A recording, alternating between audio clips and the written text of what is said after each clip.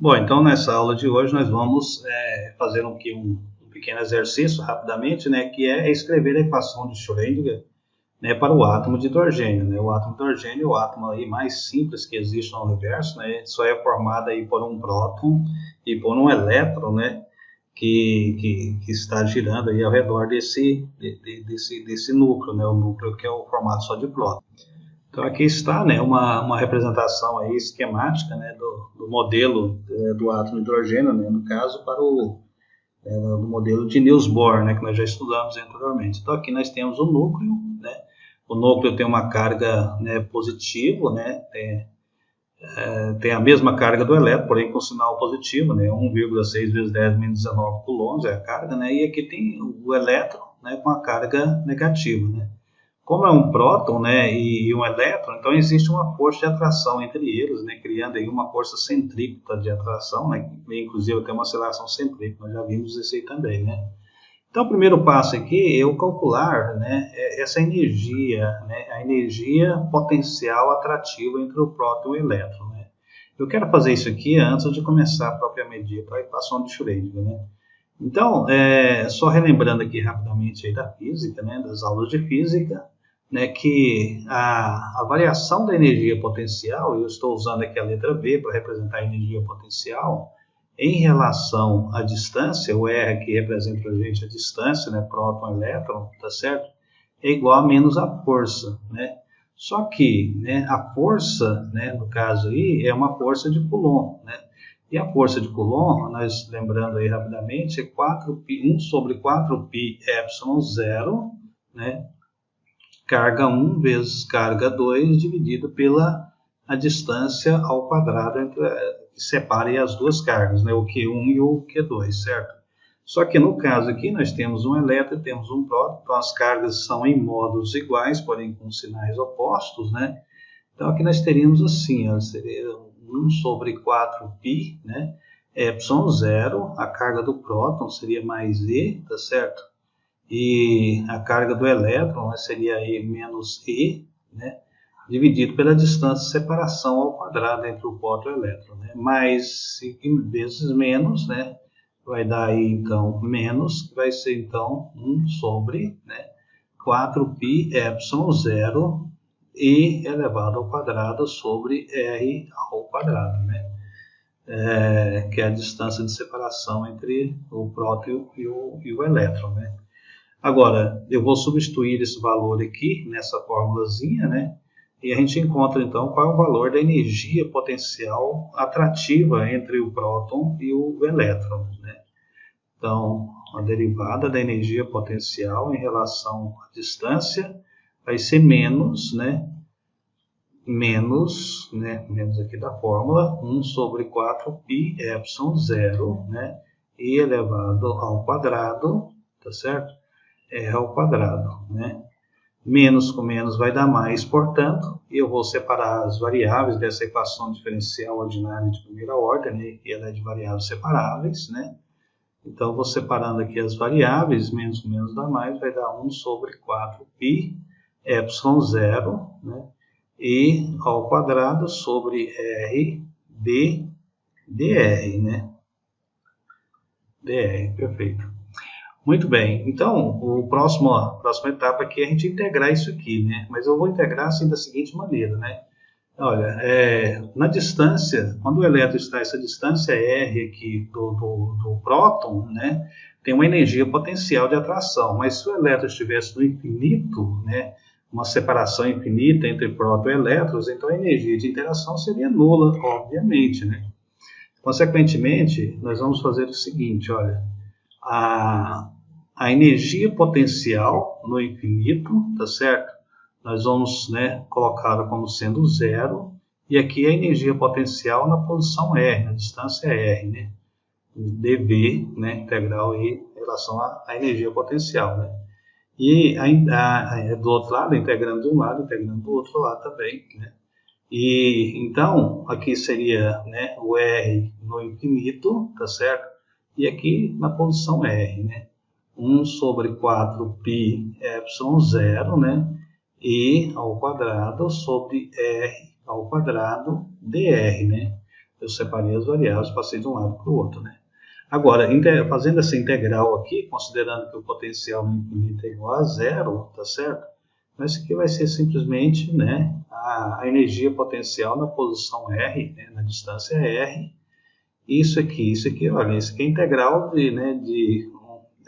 isso é constante, a constante sai para fora do integrando, fica a integral de 1 sobre R. Então eu vou colocar isso aqui, vai ser E ao quadrado sobre 4π epsilon zero, né, integral, né, de R no infinito, tá certo?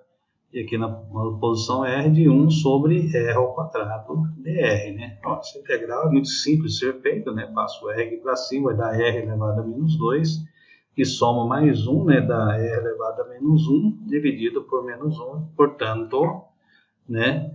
E considerando que o R no infinito é igual a zero, né? Essa energia potencial, rapidamente aí, né? Vai ser igual a menos I, né, ao quadrado sobre 4π epsilon zero. Epsilon zero é a permissividade elétrica no vácuo, né? 1 sobre R, né? Pegar 1 sobre R. Então, qual é o valor da energia potencial de atração entre o elétron e o próton núcleo? É exatamente esse aqui, né? Menos, né, E elevado ao quadrado sobre 4π epsilon zero vezes 1 sobre R, né? Nós vamos precisar disso aqui, então, para a gente montar a equação de Schrödinger para o átomo de hidrogênio, né?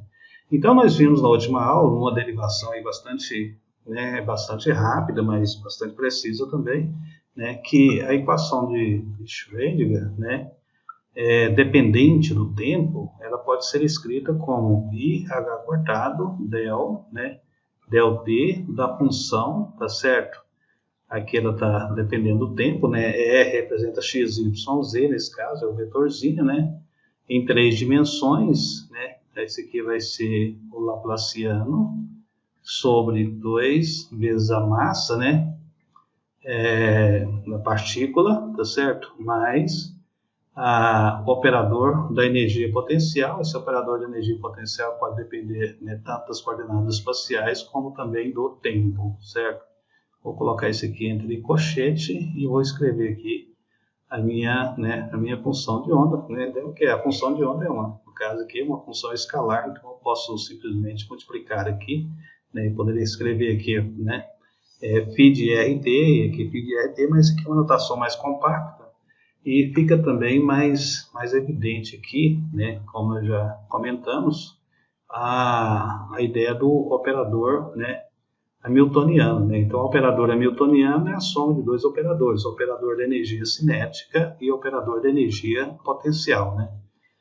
Fica mais fácil aí desse jeito aí. Então, agora, como escrever essa equação aqui para o átomo de hidrogênio, né? Para o átomo de hidrogênio, nosso átomozinho aqui de hidrogênio com seu núcleo, um próton e um elétron, né, ao redor desse próton aqui. A órbita, logicamente, não é como a de Niels Bohr, assim, circular, né? O de Broglie, né, ele falou que esse aqui, né, na sua formulação, na sua hipótese, esse aqui na verdade é uma onda aí estacionária, né, e essa circunferência tem que ser um múltiplo de lambda do comprimento de onda aí, né, a famosa hipótese aí do de Broglie, né, que é P igual a H sobre lambda, né, que certamente isso aí vale para a luz, né, para os fótons, né, partículas de luz, e o de Broglie propõe isso aí também, que essa é uma forma assim, que tem uma validade universal, né? Muito bem, então, o procedimento que eu vou fazer aqui, ele serve para você montar a equação de Schrödinger para qualquer sistema, seja uma proteína, seja sei lá, um metal, tá? Qualquer átomo, qualquer quantidade, né? E o nosso procedimento é assim, sabe? Ele vai ser dividido em 3 etapas. Eu vou escrever aqui, dar um pause, né? Escrever aqui rapidamente as 3 etapas e volto logo em seguida. Ok, né? Então aqui estão os 3 passos que nós vamos seguir na escrita assim, da função de onda, né? da equação de Schrödinger, né? Para os diversos sistemas aí que devemos calcular, né? Então, o primeiro passo é escrever a equação clássica da energia, né? Esse é o primeiro passo. O segundo passo é substituir as quantidades clássicas, né, pelos respectivos operadores quânticos. E o terceiro e último passo é multiplicar ambos os lados da equação, né, pela função de onda, tá certo? Agora, esse segundo passo aqui, né, que é substituir as quantidades clássicas pelos respectivos operadores, nós vamos precisar relembrar rapidamente aí, né, quais são os operadores quânticos, né? Então aqui nós temos, né, o operador da energia, tá certo? Olha, esse aqui representa o operador da energia, né? Esse aqui, em cima aqui, tá vendo? Né? Circulado aqui. Esse aqui é o operador do momento ao quadrado, né? Esse aqui é o operador, né? O operador da energia potencial, né? Operador da energia potencial, operador do momento ao quadrado e o operador da energia. Então, só para relembrarmos aqui rapidamente, né, sobre todos esses operadores, né, vamos escrevê-los aqui rapidamente, né? Então, o operador, tá certo? O operador da energia, né? Eu vou escrever assim, ó, com um chapéuzinho para a gente que é operador, né? Então, toda vez que vocês veem uma quantidade em quântica, né, uma quantidade assim, com um chapéuzinho em cima, né, um hat aí, isso significa que é um operador, né? Então, o operador de energia total do sistema vai ser IH cortado del T, né? Agora, o operador, né, o operador do momento, tá certo? Vou colocar aqui primeiro o operador do momento, só do momento, não do momento ao quadrado, mas só do momento, né? Em 3 dimensões, tá certo? Esse operador vai ser menos IH cortado, tá certo? Né? O gradiente aqui, o del, né? Só lembrando que o gradiente, né? Tem umas pessoas que denotam isso aqui como sendo uma flechinha em cima, porque ele tem um aspecto meio assim parecido com notação de vetores, né?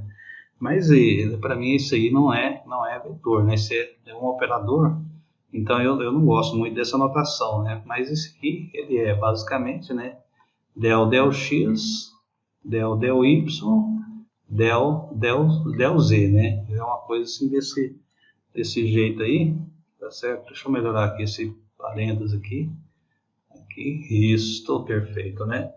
Agora, é claro que a componente x do operador vai ser então menos IH cortado del x, né? A componente y do operador, tá certo? Do operador momento vai ser menos, né, IH cortado del, né, del y. E a componente z do momento vai ser menos IH cortado del, né, del z, tá certo? Agora, né, o operador, né, o operador momento ao quadrado, deixa eu colocar com uma corzinha aqui um pouco diferenciada e tal. O operador aqui, tá certo? Do momento, né, do momento ao quadrado, como que vai ser em três dimensões, né? Ele vai ser o operador aplicado no operador. Esse é um jeito legal aí para a gente não esquecer como é desse operador, lembrar só desse aqui já é o bastante, né? Como é que fica esse aqui? Vai ficar assim, olha, quem é esse operador? É menos IH cortado, né, del, tá certo? Aplicado em deixa eu puxar esse aqui para cá um pouquinho, IH cortado, tá certo? Del, ok? Vai ficar que jeito, olha, menos com menos dá mais, né? I vezes I dá I ao quadrado, mas I ao quadrado é menos 1, né? Lembrando aí, né, gente? Lembrando aí rapidamente que, né, o I para nós é a raiz quadrada de menos 1, né? É a unidade imaginária, certo? Então, se eu elevar ao quadrado dos dois lados, né? Raiz de menos 1 elevado ao quadrado vai ser menos 1. Então, I ao quadrado é menos 1. Então, I vezes I dá menos, né? Menos com menos dá mais I ao quadrado dá menos. Então, esse aqui vai ficar, né? Esse aqui vai ficar menos, tá certo? Então, aqui vai ficar menos, né? H vezes H dá H cortado, né? E isso aqui vezes isso aqui, né? Tá o divergente dele, que é exatamente o laplaciano. Isso aqui em 3 dimensões, né? Então, em 3 dimensões, o operador momento ao quadrado é menos, né, H cortado ao quadrado vezes o laplaciano, né? De novo, tá certo? De novo, lembrando que o laplaciano, tá certo? Recordando aí, del na derivada segunda em relação a x, mais derivada segunda em relação a y, mais derivada segunda em relação a, né, a Z, tá certo? Em relação a Z, né? Isso aqui demonstrar isso aqui é extremamente rápido, né? Só fazer o produto interno aí do vetor gradiente, né? A gente pode fazer isso em um outro momento, né? Mas por enquanto, né? Vai memorizando isso aí. Ok, então aqui nós temos o operador, né? Claro que a componente x do operador ao quadrado, né? Aí vai ser simplesmente, né? A derivada segunda aqui, que vai ser, né? Del ao quadrado, del meu não ficou muito legal, del ao quadrado, del x, né? A componente y do operador momento ao quadrado vai ser menos, né? H cortado ao quadrado, del y ao quadrado, né? E a componente z do momento ao quadrado vai ser menos h cortado ao quadrado, né? Del, tá certo? Del z ao, né? Del z ao quadrado, assim, tá certo? Uma outra coisa também é que, né? O operador do x é o próprio x, tá certo? Né? É o próprio x. O operador do y, né? Também é o próprio y, tá certo? O operador do z, né? Da posição z aí e tal, então é o mesmo, né? É o próprio z. E o operador da distância, né? R, é o próprio r, né? Então, essas quantidades aqui, é importante a gente ter isso na memória, é importante que vocês, né, memorizem isso aí, porque a equação de Schrödinger, né, é uma equação baseada na ideia de operadores, né? Um operador, né, a gente não falou muito sobre isso, né? Um operador nada mais é do que uma regra, né, que uma entidade matemática atuando em uma função, né, vai produzir uma outra função, certo? Vai produzir outra função. Por exemplo, né? Deixa eu dar só um exemplo aqui, bem rapidinho, né? Vamos supor aqui que a gente tenha, por exemplo, né, sei lá, o operador dele tem uma função aqui, vamos pegar aqui, né? Tem uma função aqui, né, uma função do tipo x ao quadrado, certo? E vou pegar um operador, o operador derivada, esse é um operador, o operador derivada. Então, se eu aplicar o operador derivada nessa função, vai produzir uma outra função, né? Essa é uma função quadrática, tá certo? Uma função aí, né, que tem esse formato assim, tá vendo? Mas se eu aplicar esse operador aqui, o que vai acontecer? Olha, quando eu aplico esse operador, né, nessa função, vai dar df de x em relação a x, né? Vai ser igual a 2x, vai ser igual a 2x, que é uma outra função. Isso aqui, sei lá, vamos chamar isso aqui de função g, né? É uma outra função, não é a mesma função, né? Essa outra função aí, tá certo? Ela é, né, uma função do tipo assim, linear, né? Uma linear aí, passando, tá certo? É uma função linear desse jeito aqui. Então, isso aqui seria função de x. Então, o operador, né, é uma entidade, um objeto matemático, um ente matemático que atuando numa função produz uma outra função, né? Existem casos especiais, por exemplo, vamos supor que a função f de x fosse uma coisa assim do tipo e elevado, né, sei lá, elevado a 2x, digamos assim, tá certo? Olha, se eu pegar o operador derivado e aplicar aqui, né, o que vai acontecer? Olha, aplicando o operador derivado nessa função, né, vai dar 2 e 2x, mas e 2x é a própria função, vai dar 2, né, f de x, ou seja, o único efeito desse operador, quando atuou na função f de x igual a e elevado a 2x, foi multiplicar a função para uma constante 2. Quando isso acontece, tá certo? A função recebe um nome especial, ela é chamada de autofunção, né? Ela é chamada de, né, deixa eu puxar para cá um pouquinho, ela é chamada de autofunção, e o número é chamado de alto valor, né? É chamado de alto valor, né? Memoriza bem isso aí, né? Porque esse conceito vai ser bastante importante aí na quântica, né? Principalmente na equação aí da equação de Schrödinger, independente do tempo que nós já tivemos também essa derivação aí anteriormente, né?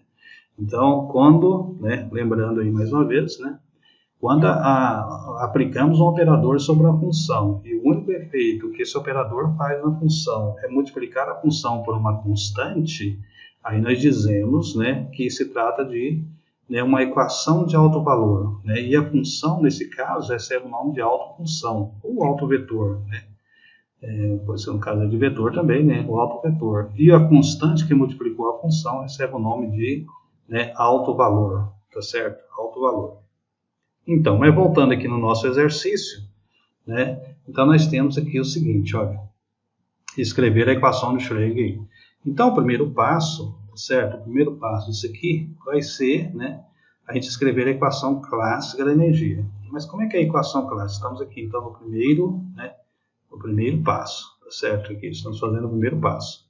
Né? Como é que escreve a equação clássica da energia? Né? O sistema conservativo, tal, patati, né? Então, vai ser E é igual a energia cinética, né, mais energia potencial, né? Esse V aqui para nós, o V maiúsculo, está indicando que é energia potencial, certo? Muito bem, então a energia total do sistema vai ser energia cinética, né? Mas energia cinética é energia de movimento. Quem tem movimento aqui, né? O núcleo, né, está movimentando aí no espaço, né, tridimensional. O elétron também está movimentando. Então, tem energia cinética do núcleo e tem energia cinética do elétron, né? Então, os dois têm energia cinética. Vamos ter que escrever isso aqui. Eu vou escrever assim, ó, energia cinética do núcleo, tá certo? Eu vou colocar assim, energia cinética do núcleo, né, mais energia cinética, tá certo, do elétron, né, mais, tá certo, o que mais? Mais energia potencial, né, mais energia potencial, que é a energia potencial de interação elétron-núcleo, né, então, mais, vamos ver aqui que é a energia de potencial, tá certo, interação elétron-núcleo, eu vou escrever assim, elétron-núcleo, ok? Agora, vamos escrever os valores disso aqui. Como é que é a energia cinética do núcleo, né? Energia cinética do núcleo é o momento ao quadrado do núcleo dividido por 2 vezes a massa do núcleo, tá certo? Vou chamar de EMão. Eu não vou colocar o indexador aqui ainda, não. Vou colocar só EMão, né? Porque só tem um núcleo aí, então, sem EMão, né? Mais a energia cinética do elétron, né? O momento ao quadrado do elétron, né, dividido pela a massa do elétron. Só tem um elétron chamado, né, vou chamar essa massa de eminho, tá certo? Eminho. Mais a energia de interação elétron-núcleo, né? Mas nós já sabemos que é a energia de interação elétron-núcleo, né? Nós fizemos aqui no início, né, o cálculo, e a energia de interação do elétron com o núcleo, tá certo? É menos E ao quadrado sobre 4πε0 vezes 1 sobre R, onde R é a distância do elétron ao núcleo, né? Então, aqui eu já vou colocar aqui, 1 sobre 4π, né, e ε0, a permissividade elétrica do vácuo, né, e, né, ao quadrado, dividido pela distância do elétron ao núcleo. Muito bem, esta é a equação clássica da energia, né. Para quem não se lembra como a gente obtém essa fórmulazinha aqui, eu vou derivar aqui rapidinho, né, nesse cantinho aqui, olha. É assim, a energia cinética é meio de mv, né, mv ao quadrado, certo? Eu vou multiplicar em cima e embaixo por m. Então, né, se eu multiplico em cima e embaixo por m, não alteram a minha igualdade, né? Vai ficar m ao quadrado, tá certo? V ao quadrado dividido por 2m, que pode ser escrito como mv ao quadrado sobre 2m. Mais mv, né? mv é momento, então isso aqui é igual a momento ao quadrado sobre 2m. Então, eu posso escrever energia cinética nessa forma, né? Como a gente conhece aí bastante, ou nessa forma aqui, né? Eu vou preferir na quântica escrever a energia cinética sempre nessa forma, né? De momento ao quadrado sobre 2m. Por quê? Porque eu tenho um operador para o momento ao quadrado, mas não tenho operador para velocidade. Então, por isso que eu escrevo, então, a fórmula, né, da energia cinética nesse modelo aqui, né? Momento ao quadrado sobre 2m, certo? Perfeito, então, né? Então, a gente vai continuar, então, para o segundo passo aqui, tá certo? Segundo passo. O segundo passo, né? Segundo passo aqui, segundo passo, né? Qual vai ser o segundo passo? O segundo passo, né, é substituir as quantidades clássicas, energia, momento, distância, tá, pelos respectivos operadores quânticos, né? Esse é o segundo passo, né? Então, qual é o operador para energia total? Sabemos, né? O operador para energia total, né, já está aqui, olha, é IH cortado, né, del ΔT. Então eu vou, no lugar onde aparecer energia total aqui, tá certo? Eu vou substituir por IH cortado del ΔT, tá certo? Ok, perfeito. Agora, apareceu uma outra quantidade aqui, momento ao quadrado. Qual é o operador do momento ao quadrado, né? O operador do momento ao quadrado, né, é menos h cortado ao quadrado, né, em 3 dimensões, eu vou colocar aqui em 3 dimensões, né, laplaciano, sobre 2m, que é a massa do núcleo, tá certo? Que é a massa do núcleo, né? Esse aqui eu vou colocar um n aqui só para falar que é núcleo, tá certo? Né, que é o laplaciano do núcleo, mas não, nem precisaria, né? Que o laplaciano é só um operador, né? É o mesmo, tem o mesmo formato, tem a mesma forma, né? Funcional, tanto para o núcleo quanto para o elétron, né? Agora, aqui, energia cinética do elétron, né? Apareceu um P ao quadrado, tá certo? Operador para o momento ao quadrado, qual é? É menos, de novo, né? H cortado ao quadrado, né? Laplaciano ao quadrado, sobre 2m, que é a massa do elétron, né? Isso aqui, esse aqui é assim, né? São constantes, operadores quânticos para constante é a própria constante, não há problema nenhum nisso aí, ok, né? Aqui é a carga do elétron, né, tá certo? Né? Que é 1,6 vezes 10 a menos 19 coulombs, né? É a mesma do próton, só que tem os sinais contrários, né? E o operador da distância nós já colocamos lá, né? É a própria distância. Perfeito. Então, já fizemos o segundo passo. Agora, o terceiro passo, né? O terceiro passo é tranquilo, né? O terceiro passo é tranquilo. Por quê? Porque o terceiro passo é só multiplicar ambos os lados, né, da minha equação pela função de onda. Então, vai ser assim, olha. IH cortado, del, tá certo? Del T, né? Φ, que eu chamo a minha função de onda Φ, né? É a função de onda, lembrando, né? É uma função que contém toda a informação possível de ser descrita de um sistema, né? Toda a informação que podemos conhecer de um sistema, molécula, átomo, etc., né? Está contida aí dentro dessa, né, dessa função que nós chamamos de função de onda, mas na verdade não é bem uma função de onda, mas é uma função de probabilidade. Então a gente vai ver isso aí nas aulas, né, futuras, tá certo? Vezes, né, as coordenadas aqui do núcleo, tá certo? Coordenado do elétron, né, x, y, z do elétron e o tempo, tá certo? E aqui eu vou escrever assim, né? Olha, menos h cortado laplaciano, né, sobre 2m, que é a massa do núcleo, né? Então, agora a energia cinética do elétron, que é h cortado ao quadrado sobre 2m, né? Laplaciano, tá certo? Menos, né? Agora a energia de interação elétron-núcleo, que é 1 sobre 4 π epsilon 0, tá certo? E ao quadrado sobre r, né? Fecha aqui o parêntese, multiplica então pela função de onda, né? Função de onda, coordenada do núcleo, tá certo? Coordenada dos elétrons, x, y, z do elétron, t, né? Perfeito. Então esta, né? Esta é a equação, né?